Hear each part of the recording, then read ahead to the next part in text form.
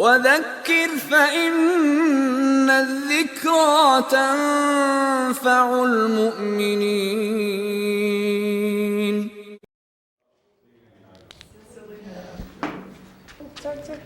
Any putative definitions?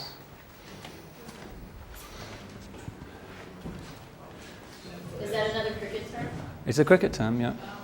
It's an area of the field, the pitch, just behind the batsman to his left. Every little corner of a cricket pitch, even though it's enormous, has a stupid name. Anyway, back to work. What I've been doing has been to attempt to outline the Quranic understanding of Christianity, both what Christianity was and what it should have been in the Quran's view, and then tracing in outline the story of Islam's historic understanding of the Christian religion. And I mentioned that it got off to a slow start, that the early Muslims, when they first encountered Christians, they were basically on a lower civilizational level. And when they started to debate with Christian theologians in places like Damascus, they immediately found themselves outgunned because they knew no dialectical Aristotelian logic which the Greeks and the Christians were deploying against them. And in fact, it's generally accepted now that the great trigger that kick-started Muslim philosophical theology was actually these early encounters with intellectually more advanced Christian thinkers. That's what made Muslims get into systematic theology. And then later on, as Muslims became themselves more sophisticated, you have people like Shahrastani and Ghazali producing, in many ways, at least for their times, quite objective and factually correct accounts of the Christian religion. What I want to do now is look at the story from the other side of the frontier. What was the Christian understanding of Islam? I've already mentioned that there was no scriptural foundation on which Christians could draw on. The Quran mentions Jesus and Christianity. The Bible doesn't seem to, at least as far as Christians are concerned, mention Muhammad or Islam. The initial reaction to the fact of the appearance of Islam and its extraordinary success in conquering half the world, within 100 years they were ruling an area from southern France to the west, to the frontiers of China to the east. An area much larger, say, than Alexander the Great had ever conquered. And massive Christian conversions coming in. The initial Christian response was one of complete bafflement and bewilderment, and of course a good deal of hostility. And a good deal of theological agonizing. After all, if God had finally revealed himself and his will in history, how could this sudden rolling back of inexorable divinely willed Christian progress be interpreted? What on earth is God playing at if the fairest lands of Christianity, Syria, Palestine, Egypt and so forth, the great patriarchal centers of Antioch, Jerusalem, Alexandria and other places, suddenly becoming Muslim? This interrogated the Christian conscience and confidence about history in a very profound way. And the result was a very, very fierce and angry and often hateful polemic that we find particularly from the Byzantine writers. Now, the first unambiguous record we have of this polemic comes from the great St. John of Damascus.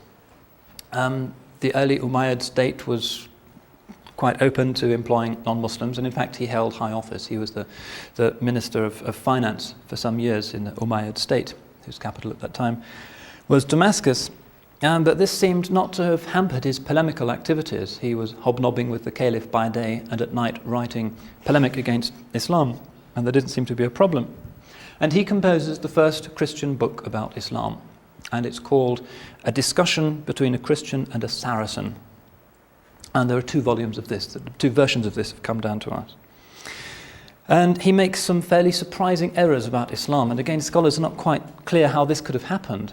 If he was part of the royal court in Damascus, surely he had an opportunity to learn about Islam, and surely the Muslims would have ensured that he had that opportunity. Nonetheless, he makes some very basic errors. He inaugurates a very long-standing theme of Christian polemic against Islam, which continued right until the 17th century, in that he said that Muhammad had been tutored by an Arian monk, a view that has no historical basis whatsoever, but it fits in with John's understanding of Islam not as a new religion, but as a Christian heresy.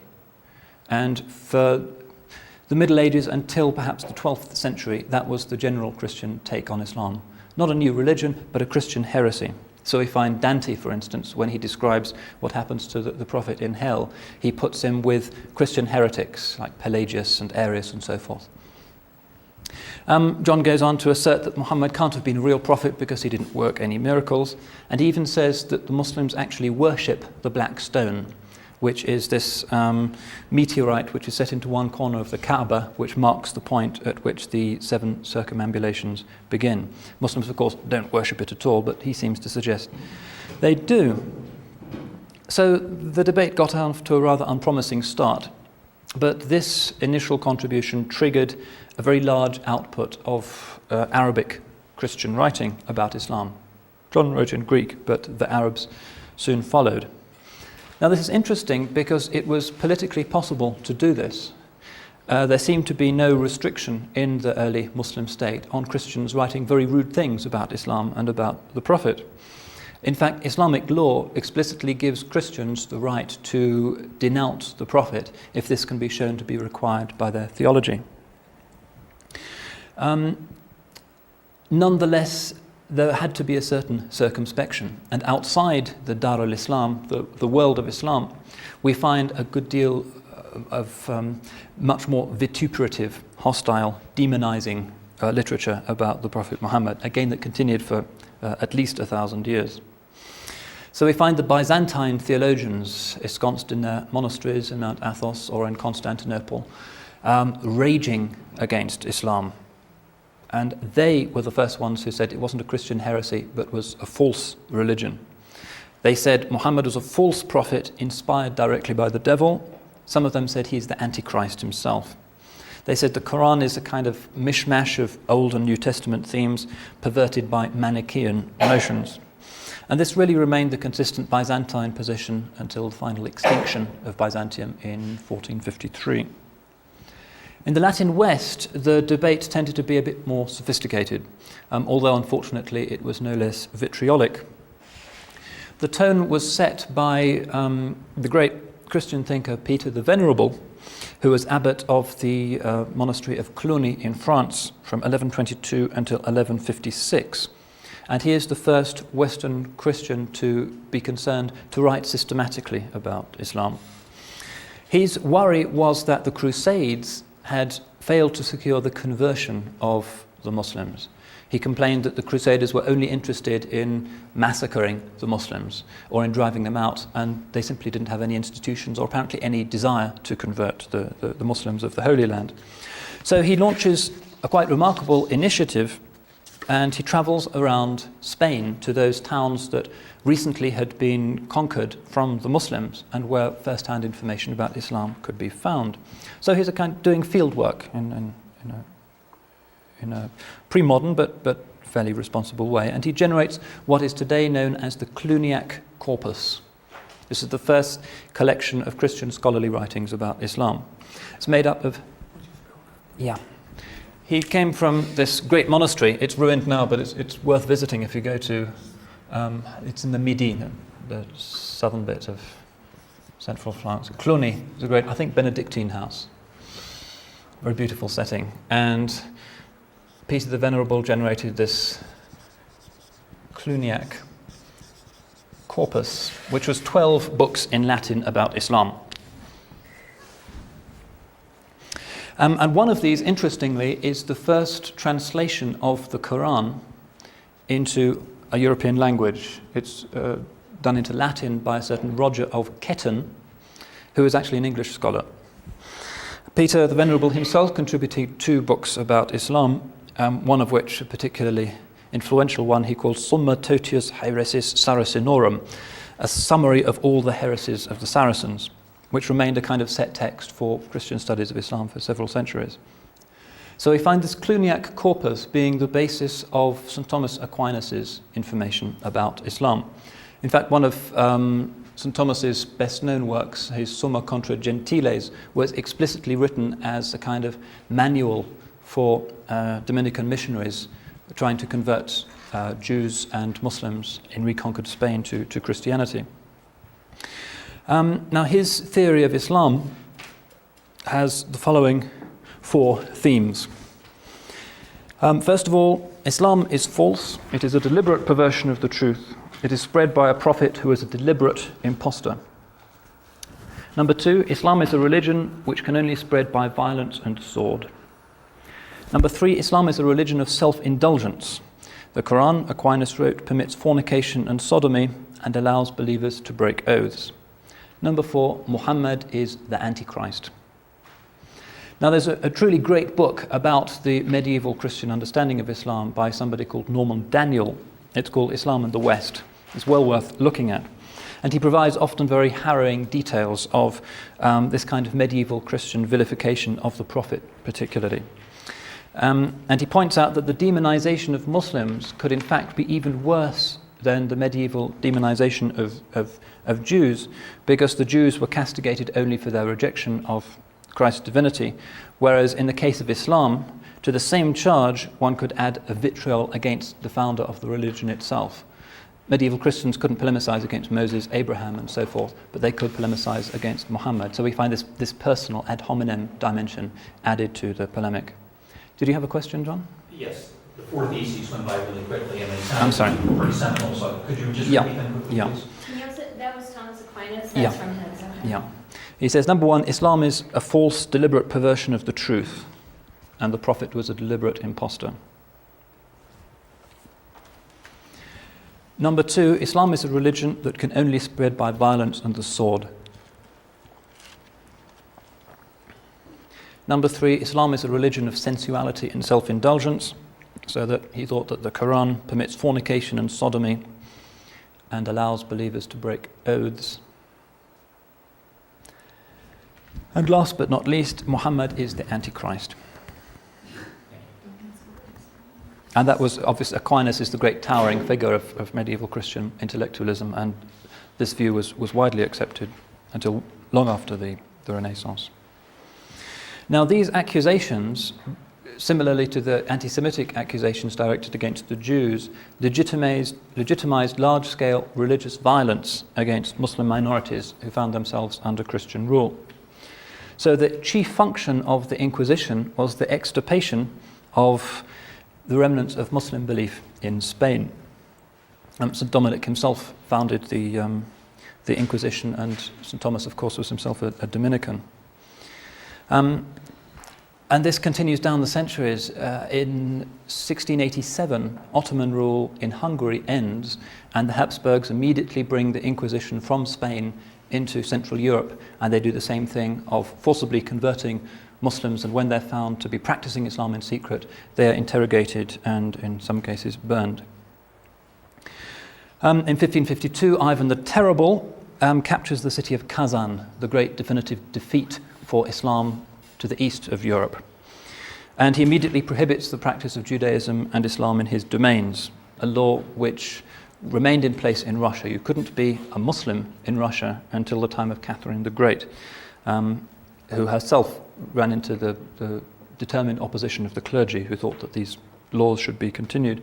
And in fact, until the Russian Revolution in 1917, it was illegal for Muslims to live in some Russian towns, like the Chechen-Kapani Grozny. Muslims couldn't live within 30 miles of the city. Kazan is another example. If you go to what's left of the Muslim city of Kazan, capital of Tatarstan, on the Volga, you'll find that most of Tatarstan is Muslim, but the capital itself is Christian, because Muslims were not allowed to live in the city, and it poses various electoral and political problems now. That's the mainstream of the story. However, it's not consistently grim. Sometimes one can over-demonize the traditional European persecution of the Muslims. There were contexts in Christian Europe where coexistence did take place, and which proved to Muslims that while intolerance might be practiced by some Christians, it's not a necessary, ineluctable product of the Christian faith.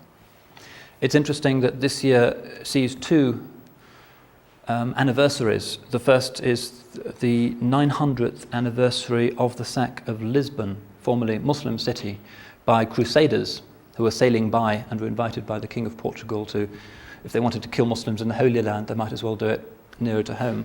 And so they suddenly turned up in the harbour of Lisbon, overwhelmed the defendants, and historians estimate that 200,000 people were killed.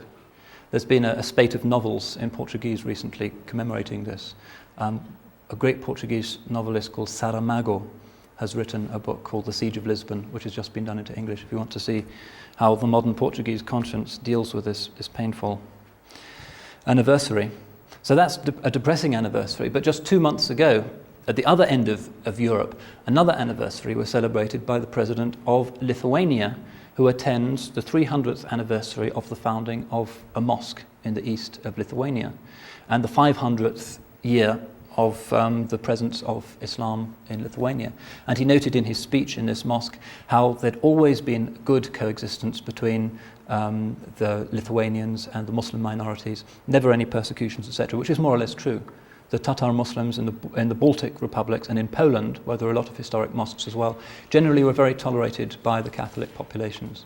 So this is a warning against seeing these things as inevitable. The situation is more complex than that. So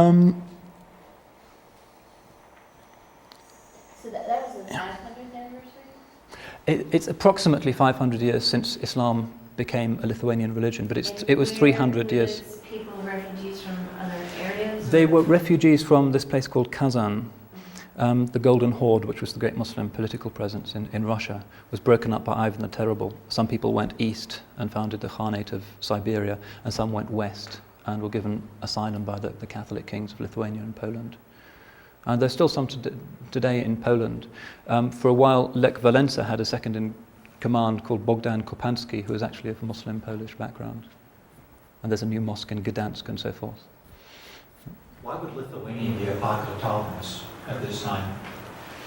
Well, yeah, that's a good question. I think it was partly because the Muslims weren't very numerous and weren't seen as any kind of threat, and also because they were refugees from the great Catholic rival to the east, namely the wicked Orthodox, and the Catholic kings of Poland and Lithuania were traditionally very hostile to Russia, often for good reasons, and so they were seen as allies. But they were accepted into the inner circle of the Polish court. For instance, traditionally the postal messengers of the Polish royal family were always Muslims and Tatars because they were great horse riders.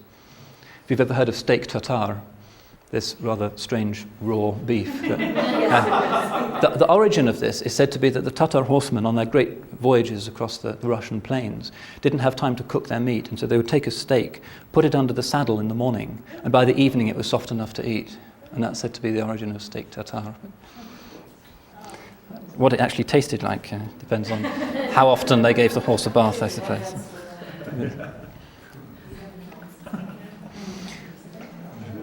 Anyway, so these communities were relatively insignificant numerically, but I think it's important to bear them in mind in case, as sometimes happens in dialogue context, Muslims seek to tar all Christians with the same brush and said it was not possible for traditional believing Catholics, for instance, to tolerate Muslims. Sometimes it could happen.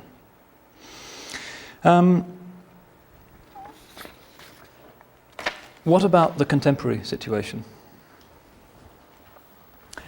Present-day dialogue between the three Abrahamic faiths. Well, I mentioned earlier that since 1948, serious conversations between Muslims and Jews have been stalled until there is a final just resolution of the still lamentable situation in the Holy Land. Although there are contexts where there is dialogue between Muslims and Jews, and I myself have participated in them. For instance, in Oxford, we meet twice a year at the house of the Bishop of Oxford. He presides, and there are rabbis there, Muslims such as myself, Christian theologians. And one of the most consistent things to come out of these encounters, which go on all day, is that the Muslims and the Jews almost always agree with each other on theological questions. And there are one or two things that we can't agree on, but generally there's a remarkable consensus. And it's the Christians, because of the Trinitarian view of God, that seem to be out on a limb. So I mentioned this to show that there can be and there should be serious conviviality and discussion between Muslims and Jews, but it's not as frequent as it ought to be. Christian thinkers nowadays have in large part outgrown the medieval polemic. In the mid-19th century, the great sort of quasi-Christian Victorian philosopher Carlyle gave a speech in London attended by people like Mrs. Gaskell and John Stuart Mill and the intellectual establishment. And he gave the speech on the subject of the Prophet as hero. And he showed the Prophet Muhammad as a heroic figure, as an alternative model of human perfection. Although he had some criticisms to make of the Qur'an, nonetheless, since Carlyle's time, it has not been intellectually respectable in the West really to demonize the founder of Islam, as traditionally was the case. Even in the 20th century, you find some Christian theologians of a reactionary bent, including perhaps the best known of all, Karl Barth. Harking back to the old days, Barth, for instance, once famously remarked that the God of Muhammad is an idol like all other idols. Nonetheless, this is being left behind, and palpably there has been a revolution. But the key question in dialogue is always the status of the Prophet Muhammad. The Old Testament prophets, Muslims and Christians can largely agree about them. Jesus, well, there are some areas of overlap and some areas of legitimate argument. But what about the Prophet Muhammad? And a major question that's being asked among Christians is it possible to fit Muhammad into the divine pattern of salvation without dislodging the centrality of the Christ event, of the crucifixion? How can that work? Some Christian theologians have very bravely stated that yes, indeed, Muhammad was a prophet. One of the best known of these was the Edinburgh historian William Montgomery Watt, who has a 2-volume biography of the Prophet. He says, for instance, in 1991, there are grounds for holding that God was behind the appearance of Islam in order to bring something better to the people. In other words, Islam came into being not through human planning, but by a divine initiative. Particularly significant for Montgomery Watt because he remains a committed Christian. He's actually an ordained minister in the Church of Scotland. So this now seems to be possible, although there's been quite a lot of criticism from more conservative figures saying that if you accept Muhammad as a prophet, then surely you have to accept in some way the entailment of what he taught. How can you say he was genuinely inspired by God and then not follow what he taught and was doing? Watt gets around this by saying that the Qur'an is only partly from God. Some of it comes from the divine, some of it comes from the prophet's own mind. So he compares the prophet to Hosea, the Old Testament prophet whose own experiences of his private life come into his contribution to the Bible. Watt goes on to make the very reasonable point that one of the most useful ways of judging the founder of a religion is the gospel principle of by their fruits you shall know them. And he says, if we apply this principle, then the Christian appreciation of the prophet has to be a positive one. Islam has historically inspired great sacred literature, superb, uplifting works of architecture, and allowed many men and women to achieve what has to be recognized as sainthood. So Montgomery Watt is to be admired for all of this, and he's representative of a certain strand of liberal Protestant theology that is concerned to maintain the idea of the generosity and the justice of God. In previous generations, it was possible for Christian thinkers to say, because the Muslims are such a demonic bunch of fornicators and devil worshippers and so forth, they're going to go to hell. But nowadays, Western theologians are recognizing that there is much of moral and spiritual value in Islam. Hence, the idea that those people are all going to go to hell and that they are following the Antichrist is no longer sustainable. So it's more or less an inevitable product of improved information. On the Catholic side, things have been more cautious but more systematic, as perhaps one would expect. One of the entailments of the Second Vatican Council was a radical revision of the traditional exclusiveness taught by the Catholic Church. Extra ecclesia nulla salus, outside the church, no salvation. This is no longer accepted. And a papal encyclical called Nostra Aetate, which came in the aftermath of the Second Vatican Council, said explicitly that Muslims, like Christians, can hope for salvation. Very major revolution, which, given the hierarchical nature of the Vatican, has managed to trickle down to parish level. What about the Muslim side? Well, in a sense, Islam has less to amend here because the traditional polemic against Christianity in Islam was less sharp than the Christian polemic against Islam. Islam has not reciprocated Christianity's attacks on its founder. It can't, because Jesus is so highly esteemed in the Qur'an. Islam has been less historically inclined to persecute other faiths. So medieval Muslim cities like Cairo or Damascus or Cordoba were full not just of Muslims but also flourishing Christian communities and Jewish communities. Whereas in medieval Christian cities it was pretty difficult to exist safely as a Jew. To exist as a Muslim or anything else was formally impossible. We find, for instance, that when the first Ottoman embassy came to Britain in the rule of Henry VIII, they were forced to submit to baptism before they were allowed ashore at Portsmouth. It was just inconceivable that there could be any Muslims in England.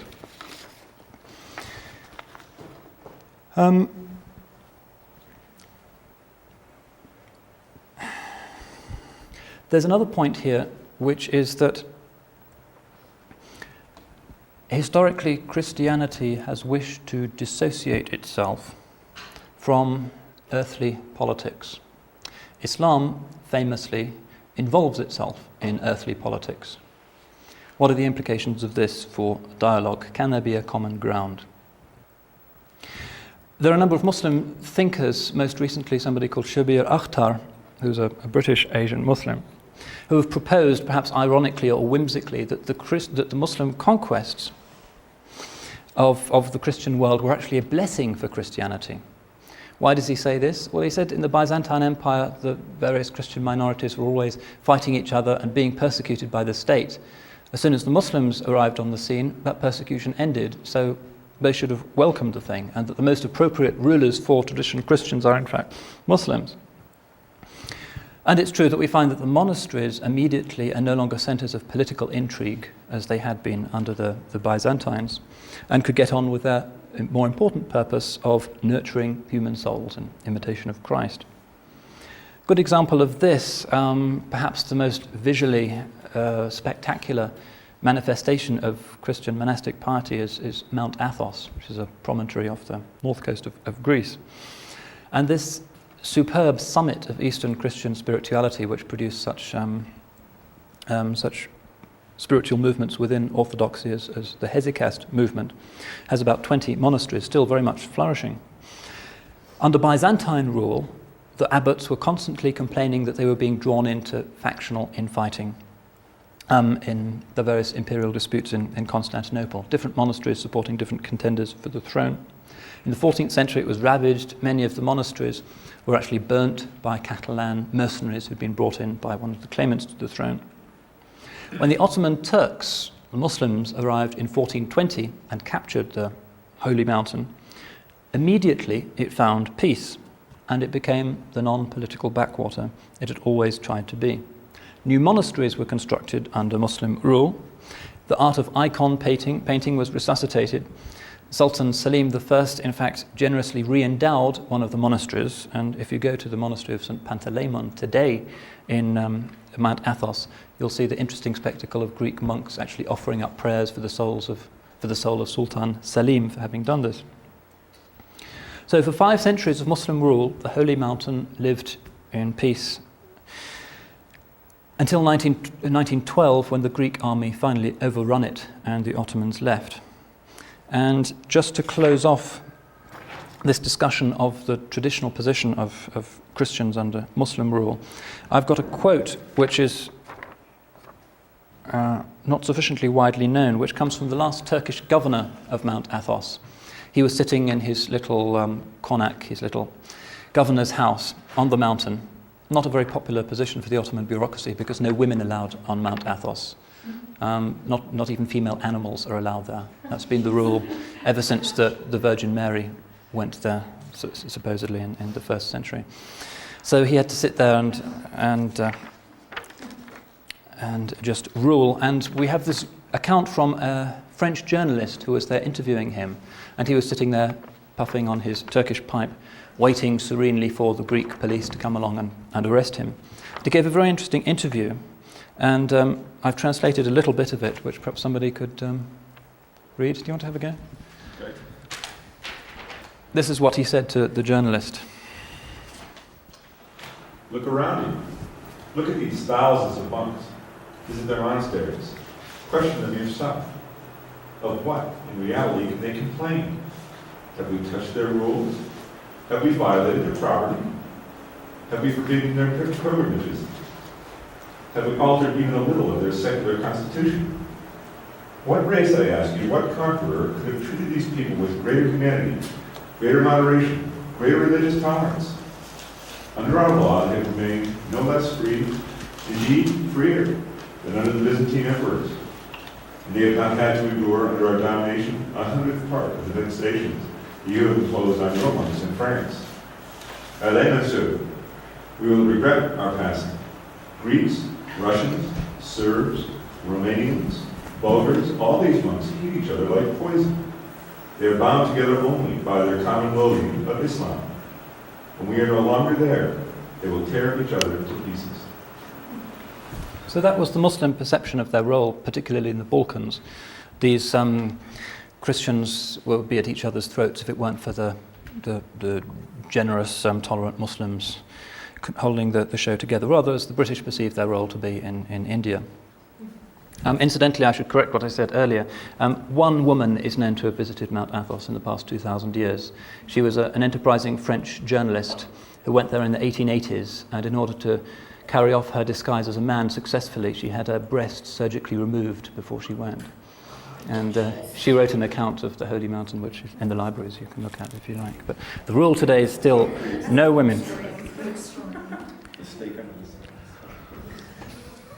What I want to do in the last half an hour, having talked about the historical interaction, sometimes encouraging, sometimes frankly pretty dismal on both sides, is to look in more detail at the most central issues that invariably come up between Muslims and Christians in dialogue. I've already talked about the problem that is really an internal Christian subject for Christian reflection on the status to be attributed to the Prophet Muhammad. But the other things that invariably come up in these encounters relate to the understanding of God. Islam and Judaism see themselves as upholders of the purely monotheistic Abrahamic conception. Mainstream Christianity has upheld a Trinitarian model of God, which it nonetheless holds to be an essentially monotheistic conception. How have the Muslims understood this? Well, there are going to be a number of difficulties which beset any attempt by Muslims to define the Trinity. Muslims, hopefully with goodwill, should attempt to see the Trinity as an expression, a way of understanding the divine unity. But how can they do this? And one of the problems is that there are different Christian understandings of the Trinity. In fact, one of the key issues, if not the key issue, that divided early Christianity was Trinitarian doctrine.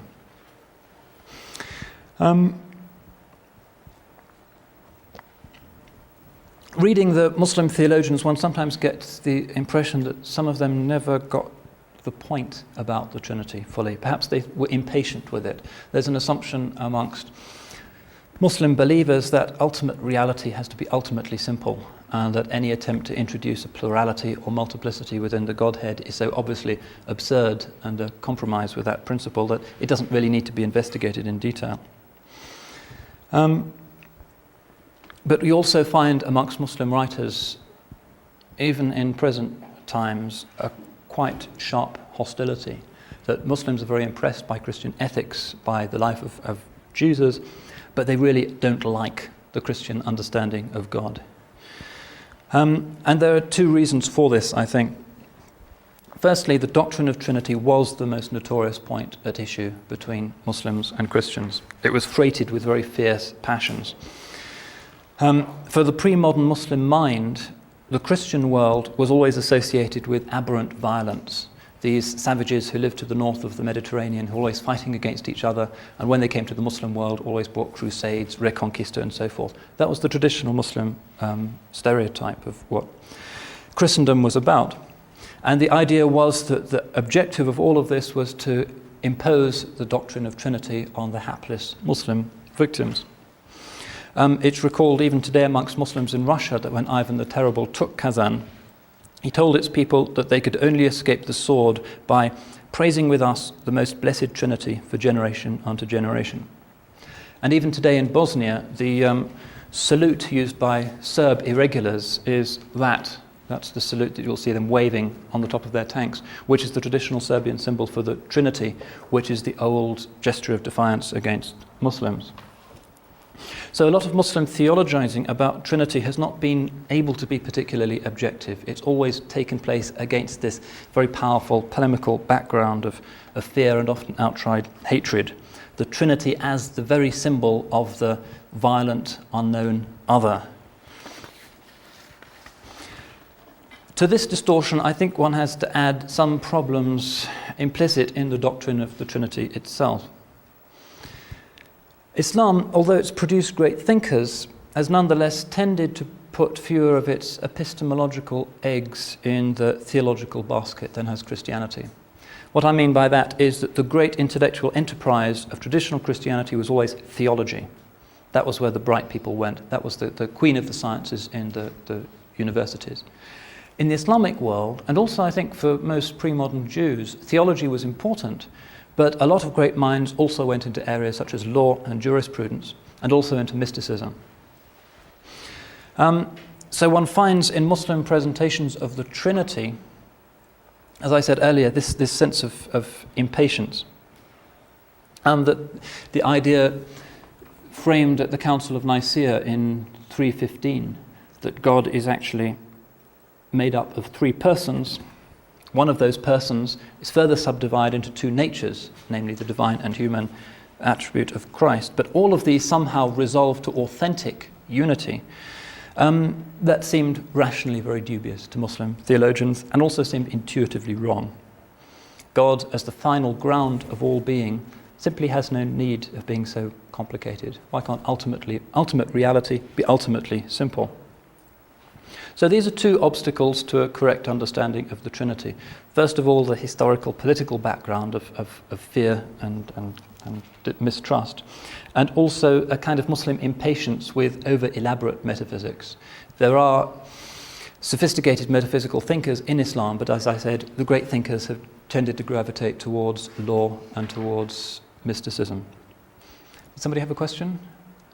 I thought I saw a disembodied arm waving. I was hallucinating. Now, these two obstacles to some extent do persist today. However, they have been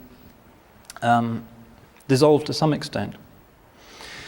But a greater and more recent problem is that the traditional diversity of Christian understandings of the Trinity, which always made a Muslim understanding of the central jewel of Christian theology, traditionally understood, much more difficult, namely that the pluralism, that the plurality of Christian ideas of the Trinity has actually been exacerbated. One of the central debates of Christian theology in the past 100 years has been the Trinity itself. Once again, it's in center stage. And the old Chalcedonian consensus, however fragile, about the Trinity, that was shared more or less by Catholic and Protestant theologians. The Orthodox have their own views which differ somewhat. That has now been lost.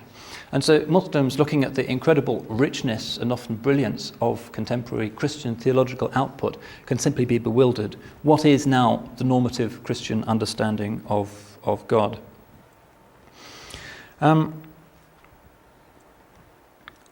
What do Muslims actually say then when they confront this literature? And invariably these are the points that get raised in dialogue. First of all, Muslims recognize, or should recognize, that there is hardly any tenet of Christian theology or even morality which does not depend ultimately on this doctrine of the Trinity. A lot is at stake for traditional Christian orthodoxy. The fundamental dogma of Trinity doesn't make any sense unless you also accept the doctrines of incarnation and atonement. St. Anselm, in his famous book Deus Homo, showed that the concept of atonement demanded that Christ had to be God, since only an infinite sacrifice could atone for the limitless evil of humanity, which, as St. Augustine put it, was a massa damnata, humanity as a damned mass, because of Adam's original sin. So infinite is the sin of humanity in classical Christian theology, that only an infinite sacrifice can atone for it. Hence, only God himself can do it. Man cannot dig himself out of this mess. So, Jesus of Nazareth was hence God incarnate, walking on earth, distinct somehow from God the Father, who remained dwelling in heaven and hearing our prayers and his prayers. So it became necessary to think of God as at least two in one, who were, at least for a while, existing both in heaven and on earth as distinct entities. So the baby in the Bethlehem cradle is, unbeknown to his onlookers, also directing every detail of the cosmos. In early Christianity, the Logos, the Word, which was the Christ Spirit, believed to be active as a principle, as a divine principle in human life, in due course also became hypostasized as the third person of the Trinity, and hence the Trinitarian doctrine, which was affirmed particularly at Chalcedon in the 5th century. And no doubt this process was shaped by the triadic beliefs which hovered in the Near Eastern air of the time. Many of the late Roman mystery religions also believed in a triune deity. Also, some of them believed in a divine atonement figure. Mithras, for instance, is an example of this. And these are the arguments that Muslims would deploy when looking at the Trinitarian thesis. Now, when I look at the evidence for this process, I have to say that I'm probably not qualified to say whether the arguments being advanced are coherent or not, because I'm not a biblical scholar, and New Testament scholarship in particular is one of the most heavily populated and brilliant domains of modern scholarship. It's calculated that a new scholarly book on the New Testament is published every 20 minutes, if you can believe that. And one of my colleagues in Cambridge, the professor of New Testament, complains to me that she simply can't keep up with all of the new, often very brilliant books that are being produced. So if she can't do it, I certainly can't, and I'm not sure how authoritative my pronouncements are going to be. But as a layman, it does seem that a kind of consensus is beginning to emerge amongst serious historians, preeminent amongst whom are figures such as Professor Geza Vermes in Oxford, who's the expert on the Dead Sea Scrolls in Britain, that Jesus of Nazareth himself never believed or taught that he was in any sense divine, that he was a second person of a divine trinity. He was a wandering, charismatic rabbi, very much a product of and in harmony with the Galilean tradition of first century Palestinian Judaism. This is what Professor Vermes has said in his book, Jesus the Jew. And it's very widely accepted, not just by British theologians and New Testament people, but also in the States. You have people like Professor Burton Mack, for instance, at Claremont in California. Could you write that, the name of that? Yeah. Professor Geza Vermes. He has several books. One is called The Religion of Jesus the Jew. One is just called Jesus the Jew. There's the third one I can't remember. He's also the most distinguished translator of the complete Dead Sea Scrolls. Though Geza Vermes' position is, as I said, that Jesus of Nazareth himself, as historians can make out, simply regarded himself as a prophet in the Jewish tradition, but would certainly never have seen himself as being divine. That was something that came into Christian belief subsequently as the result of the infiltration of Hellenic ideas of a human being being God simultaneously, which was the idea, for instance, that underpinned the Roman Empire. The Roman Emperor was also God, God incarnate, and there are various incarnationist sects that were popping up all the time in the 1st and 2nd century.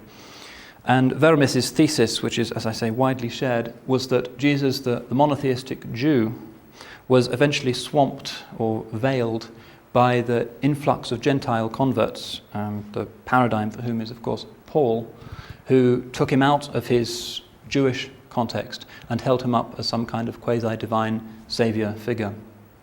So that Jesus himself, if he'd wandered into, say, a great Byzantine basilica and looked up at the mosaic of the Christ Pantocrator over the altar, simply wouldn't have recognized himself there. It was a transformation that took him completely outside the bounds of what he himself imagined himself to be. Vermes in particular has been deriving his views from his studies of the Dead Sea Scrolls, which are our principal source of knowledge for first century Palestinian Judaism. The Nag Hammadi Gospels, the so-called Gnostic Gospels, are also useful. Not that they shed reliable light onto the beliefs of Jesus, but because they illustrate the sectarian ambience of the time. Also archaeological work that has been done that very much strengthens Vermes' thesis. And he also uses the New Testament itself. Burton Mack, who's taken Vermes' views a little bit further, is interesting because Mack holds that Jesus actually had a scripture. And he identifies this with the source that is used by the authors of the Synoptic Gospels, Matthew, Mark, and Luke, referred to by the initial Q. There's so much that is shared by those three writers that for at least 100 years scholars have recognized that those three writers had a common source from which they were borrowing. St. John's Gospel is a different type of document altogether and generally held to be somewhat later. So Burton Mack, in his recent book, The Lost Gospel, actually reconstructs this book that Jesus had and taught from, called Q.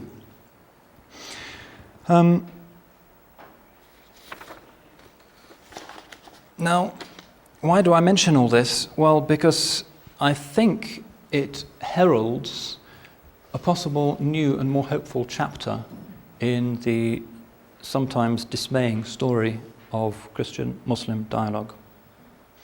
What can be the Christian response to these new discoveries, to this new image of Jesus the Jew? Well, there are two basic responses that one can observe. The first is that advocated by the great German theologian Rudolf Bultmann, who said that, okay, we know that Jesus of Nazareth as a historical figure didn't really see himself as God incarnate, but that doesn't matter because God himself is inspiring the church. The image of Jesus that was intended to be taken and to inspire the church and subsequent humanity was the image that has been traditionally read into the New Testament. And so, although the Jesus of history and the Christ of faith demonstrably are two different figures, it is the latter that we should be taking seriously as the basis for our Christology. And through this maneuver, which not everybody regards as particularly persuasive, he can actually justify the retention of the entire Chalcedonian and Pauline theology. The other response, of course, is to take the new discoveries seriously and to grasp the nettle and to say that the traditional Christian views about Jesus, the old Christology, was framed on the basis of information that we now know to be flawed. That modern New Testament scholarship, the Qumran discoveries, the Dead Sea Scrolls, and so forth, no longer allow us as responsible, objective historians to cling to the views developed by 3rd, 4th century Greek theologians who simply didn't have access to this material. Burton Mack is a distinguished American advocate of this thesis. So also is Professor Robert Eisenman, who recently published a book on James, the brother of Jesus. Eisenman's point in this huge 800-page tome is that the early Christian community divided into two, and that the brother of Jesus, James, is referred to in the Bible as the brother of the Lord, and Protestants certainly accept that Jesus did have brothers. Catholics don't because of their doctrine of the perpetual virginity of Mary. That the original disciples of Jesus and the early Jewish Christians remained in Jerusalem, continued to worship in the temple, and retained their loyalty to the Mosaic law. Whereas St. Paul, when he travelled out to the Jewish diaspora and eventually converted Gentiles as well, introduced Greek styles of religion, deified, divinized Jesus, and this was the reason for the tension which we know, even from the epistles of Paul, existed between him and the Jerusalem Christians. And Eisenman goes on to point out that in the year 70, when the temple was sacked and Jerusalem was razed to the ground, that the original Jewish Christian community in Jerusalem was more or less wiped out. Although we find people like the Ebionites in the 1st and 2nd century, and as late as the 5th century, who continued to believe that to be a Christian you had to be loyal to the Jewish law. as Jesus himself had taught. But following the destruction of the temple, the initiative in Christianity shifted to the new Gentile believers who rejected the law, didn't see the need for circumcision or the respect for the Jewish dietary laws and so forth. And that became the form of Christianity that eventually prevailed in history and was imposed by the Byzantine Empire. That's Eisenman's view. It's also upheld by somebody called Bernheim, who's a French scholar, who provoked quite a bit of controversy in Catholic circles in France a couple of years ago, and he produced a book also called James, the Brother of Jesus, which makes the same point. And it's a very good case, and many Christian theologians are now figuring out what the correct response should be. Some, such as the British thinker John Hick, have said the old images of God and of the incarnation have to go. Clearly they are a historical product. Clearly it is illegitimate to project these Greek ideas back into the mouth of the very Jewish Jesus. We can retain Christianity, but we need to see the Trinity as some kind of symbol, poetic metaphor, rather than a realistic description of the divine nature. And John Hick, other theologians such as Don Cupid, and some Americans, to some extent somebody called Paul Nitter has been doing this as well, have been charting a post-Trinitarian Christology, which ties in, of course, with what the Unitarian movement has been saying for some years anyway. Now, I've talked about this in some detail because I think it is going to determine the tenor of Muslim-Christian relations in the decades to come and the new millennium. And I think it's a very hopeful sign, because this great stumbling block between Muslims and Jews on the one hand, Christians on the other, namely the idea of the incarnation, which Muslims simply can't digest. God cannot inhere in anything he has created. He is outside the world, transcends the world. If that doctrine is jettisoned, if the Trinity is reformulated and regarded just as a poetic rather than a literal statement, well then there really isn't too much to divide Muslims and Christians, and a new era of understanding and dialogue can hopefully unfold.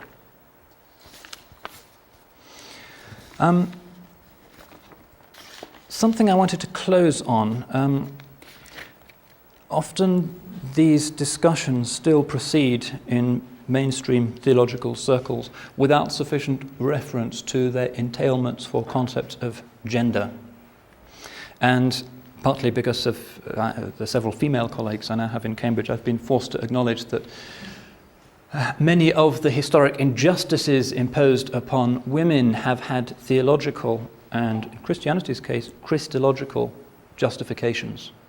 In America in particular, there has been a group of very articulate, challenging women theologians, Rosemary Ruther being the best known of them, who have said that it is profoundly alienating to modern women to worship a male God. The Trinity, according to Ruther, and the very considerable following that she now has, is alienating to women in anything like its traditional formulation because it's so male-centered.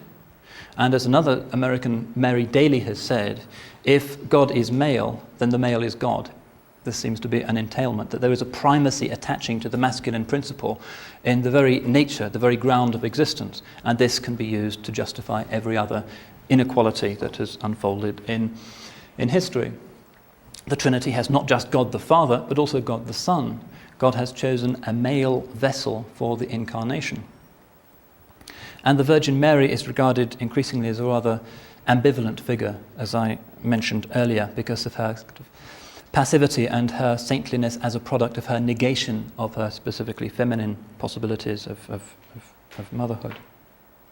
So, how does Islam fit into this? And what are the implications for this of the new, still rather tentative, trend in Christology? Well, one of the things John Hick does is to point out that immediately religion becomes more accessible and less alienating to women if this traditional Trinitarian language is set aside or poeticized.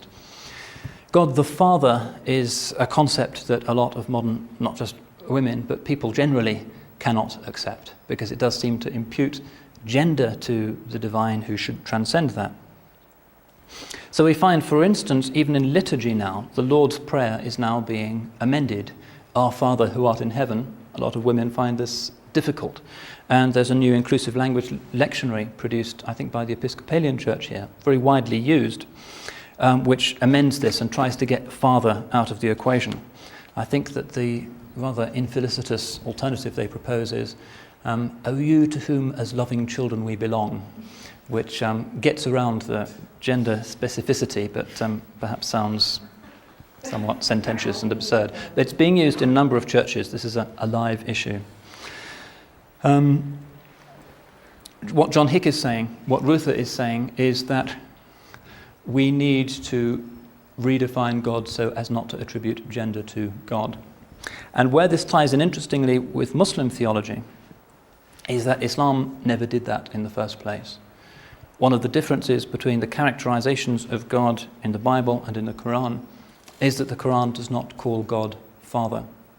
The divine tanzih, the divine transcendence, a word which we'll be discussing in more detail next week. God as utterly other, transcendent, beyond description, beyond comparison, precludes any attribution of gender to God, really or metaphorically. Interestingly, too, there is a kind of ambivalence about the gender of the divine that you find in some of the hadith literature, and also in the Qur'an itself. God is described as Allah most frequently, which doesn't really look like a male or a female noun in Arabic, although it's treated grammatically as male because there's no neuter. But there is this frequently occurring word for the divine, Ar-Rahman, the all-compassionate or the all-loving. And at the beginning of the Quran, you get these words, Bismillah, Ar-Rahman, Ar-Rahim, in the name of God, the compassionate, the merciful. So this is how God chooses to describe himself right at the beginning of the Quran. Now, Rahman is interesting because the Prophet himself said that this name has been derived from Rahma, ishtuqqat min ar-Rahma. And Rahma is min ar-Rahim. And Rahim is the Arabic word for a womb. Ar-Rahman is God in the creative aspect. Why did God create the world, according to the Muslim mystics? Well, it wasn't because he needed to, as such, but because of his compassion. Muslim mystics say that he looked out upon the possible things that could exist, that were crying out to him inarticulately for him to bestow upon them the blessing of existence, and because of his rahmah, his compassion, he breathed out and the world was born. And this is called the nafas ar-Rahman, the breath of the compassionate God. That's another way of seeing the created world. In Muslim mysticism, the breath of the compassionate God is what the world is.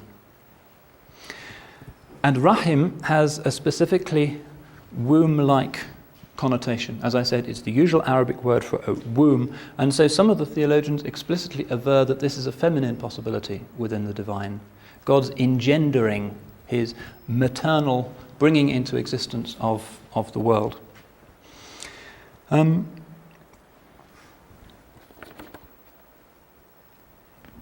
We also find in a number of hadith the concept of rahmah sketched out more fully. One of the points that sometimes arises in Muslim-Christian debate is that Christianity is a religion of love. Islam and Judaism are religions of the law. And this stereotype can also be tackled by looking at this term. It's conventionally translated as the compassionate. However, it's not a very good translation. If we look at the hadith, we find that something more intimate, more warm, more loving, more maternal is definitely implied. A famous hadith describes how when the Prophet finally conquered Mecca, and there was a scene of absolute confusion, people running everywhere, fearing a massacre, which of course didn't occur, he and his companions spotted a young woman who was running around crying, my child," because she'd lost her baby in the crush. And then she found the child and picked it up and hugged it to her breast. And the companions of the Prophet were so delighted to see this beautiful scene that some of them even wept with joy. And the Prophet looked at them and he was overjoyed to see their joy. And he said, are you amazed at this woman's rahmah, her compassion for her son?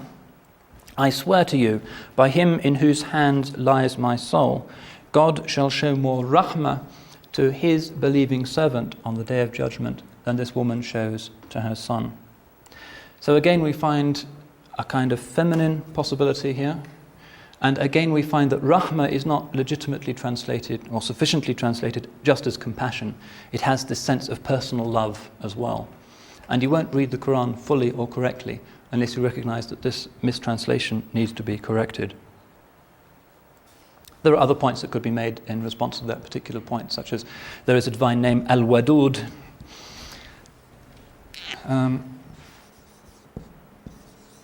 which is correctly translated as the loving or the loving kind. It's one of God's 99 names that I'll be talking about a bit more next week. So to say that Islam is not a religion of love, or Islam does not have the idea of a loving God, simply is not the case. God created existence precisely as an expression of his unconditional love. So to return very briefly before I close to this question of gender-inclusive language. As I said, these new inclusive language lectionaries try to filter out this difficult word father. Whether they can actually do so or not is a serious problem. Islam, as I said, avoids this problem by not calling God father at all. Can this actually be done in Christianity without entailing actual doctrinal mutilation? Is it possible to censor out this term father, which Jesus himself appears to have used? Well, in Britain recently we had a British Council of Churches doctrinal commission on Trinitarian doctrine today, and this paper acknowledged the force of the feminist polemic, and I'll just quote to you its response. The word father is to be construed apophatically, that is, by means of a determined thinking away of the inappropriate, and in this context that means masculine, connotations of the term. What will remain will be an orientation to personhood, to being in relation involving origination in a personal sense, not maleness. That's what they say, and I have to say that I find this unsatisfactory, and so do many of the feminist theologians. You cannot have a concept of fatherhood that is stripped of all of its male connotations, because then you're not left with fatherhood. It's not even parenthood, since parenthood itself can only have two modalities. I think that the commissioners here are simply engaging in an exegetical sleight of hand. And this again may be something that's required by the whole structure of this belief system, which, as the great British Unitarian John Biddle put it, this theory is fitter for conjurers than for Christians. I think that this kind of talk, his days are numbered if Christianity is to remain morally and intellectually coherent. How it actually falls out is obviously not ultimately for me as an outsider to say, but will be resolved through internal Christian reflection.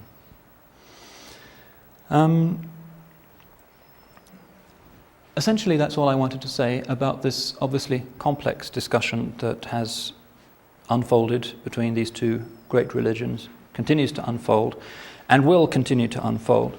Perhaps it's appropriate to conclude by summarizing my own personal view on this.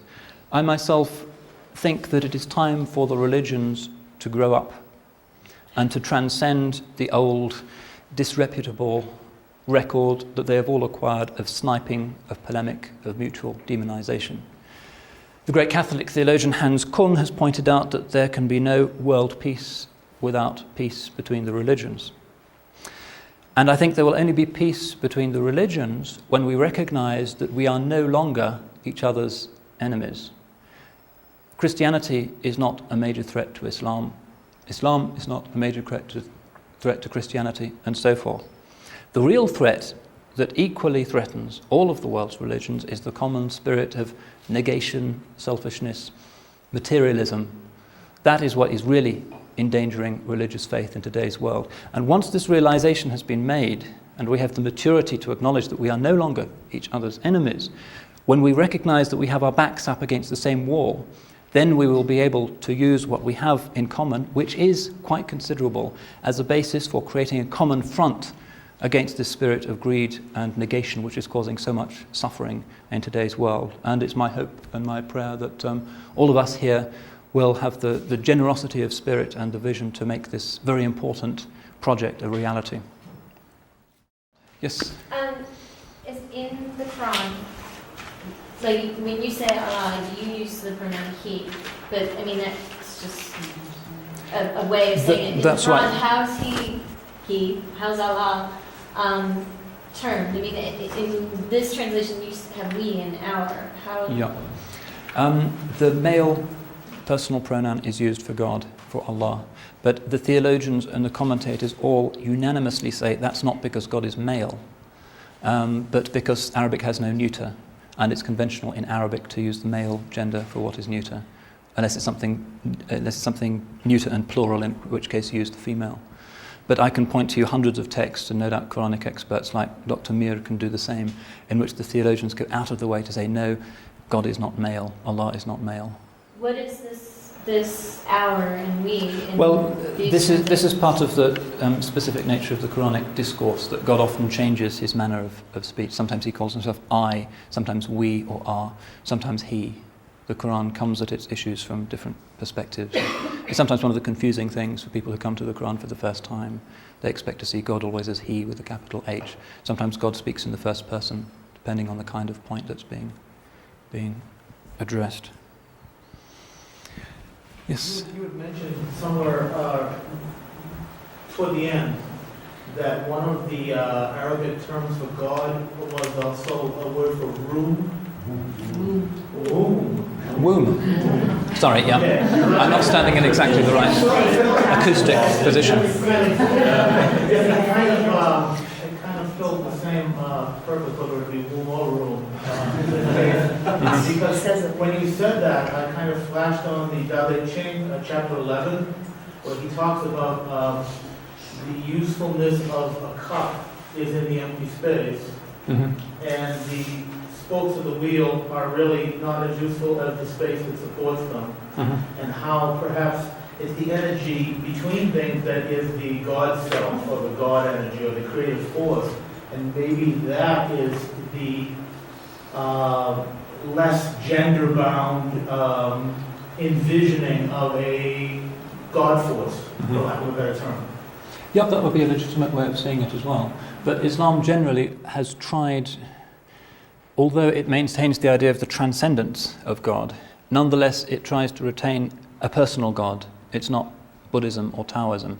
You pray to God as if you were praying to a person, even though that person is unimaginably different. So Islam hasn't gone as far perhaps as the Far Eastern religions have gone in turning God into an impersonal force. But yes, womb is the term that the Prophet himself used. This is not just a theological or mystical speculation. The Prophet himself, in a sound hadith, said that God's name, Ar-Rahman, the all-compassionate or the all-loving, is derived etymologically from the concept of womb. The form of worship doesn't necessarily exclude a mutual perception of that force. That's true. Islamic worship has two registers. It has the formal salat, the 5 daily prayers, which is like an affirmation of something that's very awesome and very distant. This tanzih, the divine transcendence, otherness.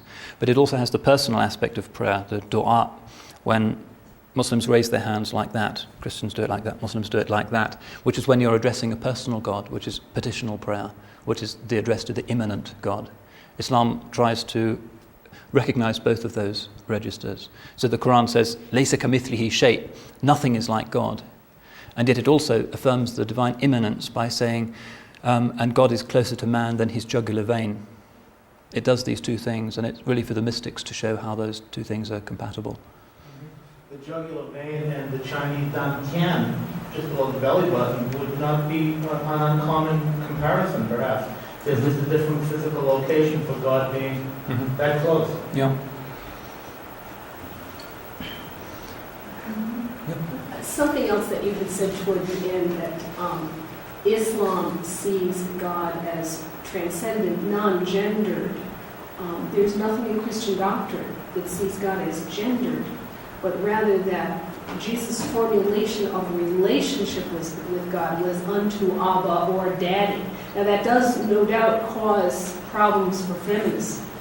I know, heaven knows, okay? But by the same token, Christian doctrine does not explicitly say God is a male.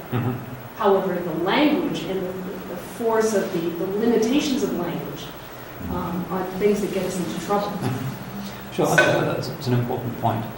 Certainly Muslims themselves would say Jesus cannot have conceived of God as male because he had the same doctrine as did all of the other prophets, and this must be a misunderstanding or an entification of a term that was meant as some kind of metaphor. Nonetheless, I think one has to take the feminist objections seriously, and that historically injustices have been worked on the basis of what you take to be a misunderstanding of what Jesus intended. And I'm not here to pass judgment on Christian doctrine or to say what is right Christianity, what is wrong Christianity. I'm merely pointing out certain trends that seem to me as an outsider to be moving forward and suggesting what the implications for that might be for dialogue. But I'm not suggesting what the correct Christian position should be. Yeah. Does anybody else got an intellectual question before I ask one that's not? Middle school teachers. My kids will want to know about the black stone. Right at the very beginning, you said something about the black stone, the comet. Okay. And I've got various different, depending on which source you read, you know, it's sent down by God to Abraham and from heaven. What's the real deal? You said they don't worship it, but basically it's not worship. Its effective function is to serve as a marker to show people where they start the tawaf. Otherwise, symbolically, it's God's right hand on earth. And one of the things the pilgrim can do, optionally, is to kiss it, which is an emblem of kissing the hand of God, i.e. reaffirming the Abrahamic covenant, which is the function of the pilgrimage. The function of the pilgrimage is to show that you're part of the Abrahamic covenant and dimension of the religion. So the pilgrims ideally can kiss the stone, although generally people nowadays don't, because if you've got 2 million people in front of you who also want to kiss the black stone, you have to be a kind of all-in wrestler before you get within 20 feet of it. And so symbolically, it is a physical manifestation of something that Allah sent to earth.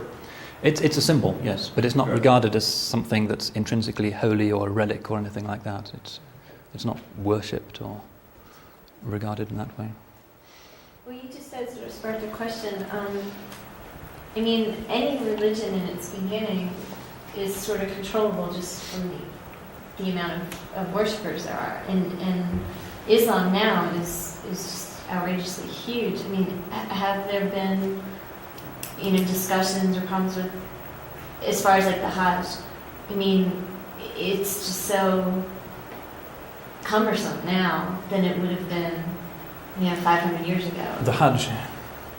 The Hajj is overcrowded. Until 50 years ago, only about 100,000, 200,000 people did it. Nonetheless, I've done it 3 times, and it's not intolerably overcrowded. You just have to know exactly the times to go. You go at 3 in the morning rather than at 4 in the afternoon when everybody else is going. Or you do the tawaf on the roof rather than trying to get close to the Kaaba. And the Saudis do try to restrict numbers. They impose quotas on different countries. Like every year, only 100,000 people are given visas in Nigeria, for instance, and it's a similar number for Bangladesh, etc. And sometimes those countries also impose quotas because it's bad for their balance of payments to have lots of people taking money out of the country and spending it in Mecca. So there are attempts now to put a lid on it, but theoretically the Hajj could accommodate a lot more. Was that what you wanted to know? Yeah. I mean, just from a Christian perspective, I think that a lot of the theology or the practice, the larger you get, the more, in some ways, away from the kernel, the truth, the simple truth.